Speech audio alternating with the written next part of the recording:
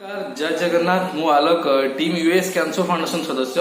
आपण माने जानते कि आज सारा राज्यर ब्लड बैंक रक्तर अभाव देखा देछि, जार कि मेन रीजन हेउची लाइक डेंगू, थैलेसेमिया, कैंसर भली केतरी डिजीज कारण जहा द्वारा लोकटी प्रत्येक दिन रक्त अभाव सम्मुखीन होउची। सेतिपई यूएस कैंसर फाउंडेशन तरफ अक्टोबर 3 रे भुवनेश्वर बुद्ध टेम्पल प्रांगण रे एक ब्लड डोनेशन कैंप आयोजन करा जाउची। आपण माने निश्चय आसंतु, रक्तदान करंतु एवं गोटे मूल्यवान जीवन बचाइबारे निजको गौरवान्वित करंतु।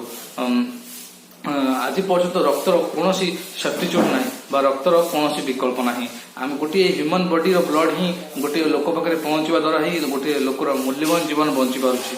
तेणु निजे आगे आसतु, आम गोटे रिवोल्यूशन आनिबा, गोटे परिवर्तन आनिबा, गोटे प्रतिज्ञा नवा, निजे रक्तदान करबा और अन्य लोक मानक बुझाइबा।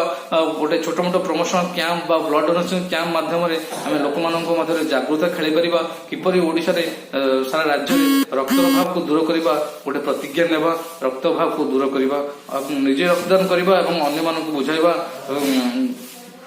रक्तदान करने द्वारा आमर निजर ही बेनिफिट होता है, आमर अस्थि हाड़ मजबूत रही है और आमर ब्लड प्रेशर और हार्ट अटैक 88% कमिबार चांस कमी थाए और आहरी अनेक जिन ब्लड प्रेशर और हाइपरटेंशन बहुत बड़ी केतोटा डिजीज जहाद्वारा कि आमको प्रिवेंट होता है।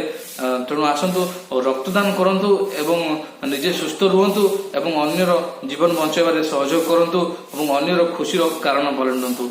जय जगन्नाथ, वंदे उत्कल जननी, जय हिंद।